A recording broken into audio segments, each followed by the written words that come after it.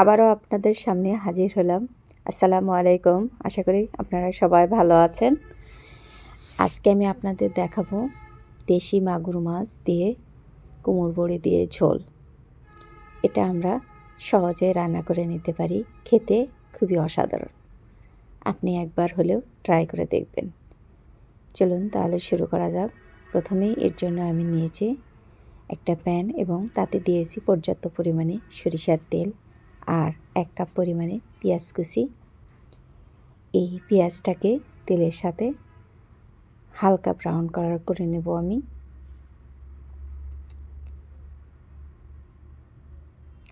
আসলে আমি আপনাদের সঙ্গে যে ভিডিওগুলো শেয়ার করি এগুলো আমার প্রতিদিনের রান্নার তালিকায় থাকে।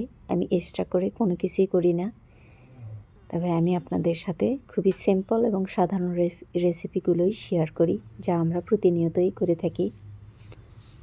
এখানে আমি এখন দিয়ে দেব 1/2 চামচ পরিমাণে আস্ত জিরা, 2 টুকরো দারচিনি এবং একটা তেজপাতা দিয়ে পেঁয়াজটাকে আরেকটু ব্রাউন কালার করে নেব। দেখুন ব্রাউন কালার হয়ে এলে এর সাথে আমি দিয়ে দেব 4টি কাঁচামরিচ চিড়ে রেখেছিলাম।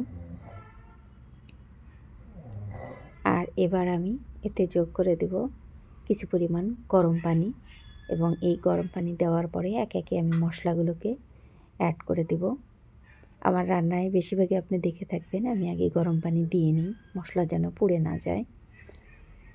এবার আমি দিয়ে দিলাম এখানে হলুদ গুঁড়া 1 চামচ পরিমাণে, 1 চামচ পরিমাণে মরিচ গুঁড়া এবং 1 টেবিল চামচ পরিমাণে আদা ও রসুন একসাথে ছিল। আর স্বাদ মতো লবণ অ্যাড করলাম। জিরার গুঁড়ো দিয়েছি 1 চামচ পরিমাণে, দিয়ে এটাকে ভালো করে কষায় নেব।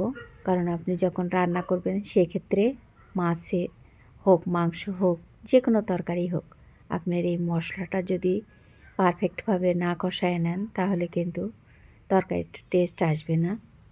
কষানো হয়ে গেলে দেখুন ঝোলগুলো যখন কিছুটা শুকিয়ে যাবে তখন আমি এখানে অ্যাড করেছি মাগুর মাছ ধুয়ে পরিষ্কার করে রেখেছিলাম।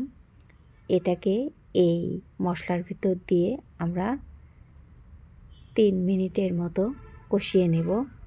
তারপরে দিয়ে দিব গরম পানি, হালকা গরম পানি। তবে আমি যেহেতু আজকে রান্নায় মাসকালাইয়ের বড়ি বা কুমড়ো বড়ি আমাদের এলাকায় বলে থাকি, এটাকে অ্যাড করব। এই জন্য পানির পরিমাণ একটু বেশি দিয়েছি, কারণ এটা আমি যেহেতু ঝোল রান্না করব, ঝোল থাকবে এবং এটা কিছুটা পানি বেশি টেনে নেয় এবং সিদ্ধ হতেও হবে। দেখুন এবার আমি এটাকে ঢেকে দেব। ঢেকে দিয়ে অপেক্ষা করব পানিগুলো কমিয়ে আসা পর্যন্ত। এই পর্যায়ে আমি এখানে অ্যাড করে দেব 2টা টমেটো কেটে রেখেছিলাম আমি। আবারও আমি এটাকে ঢেকে দিয়ে অপেক্ষা করব ঝোলটা আরও কমিয়ে আসা পর্যন্ত।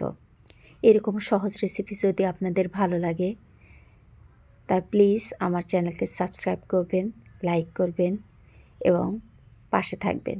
দেখুন আমার তরকারিটা মোটামুটি হয়ে এসেছে, ঝোলটা কাঙ্ক্ষিত অবস্থায় চলে এসেছে। এবার আমি এর উপর ছড়িয়ে দেব ধনেপাতা এবং চুলাটা বন্ধ করে 2 থেকে 3 মিনিটের মতো ঢেকে রেখে দেব। খুব সহজেই তৈরি হয়ে গেল আমাদের মাগুর মাছ দিয়ে কুমড়ো বড়ি দিয়ে ঝোল। দেখুন দেখতে শুধু সুন্দর হয়নি, এটি খেতেও খুবই মজাদার হয়েছে। আপনারা আশা করি রান্না করে খাবেন এবং ভালো থাকবেন। আসসালামু আলাইকুম। আল্লাহ হাফেজ।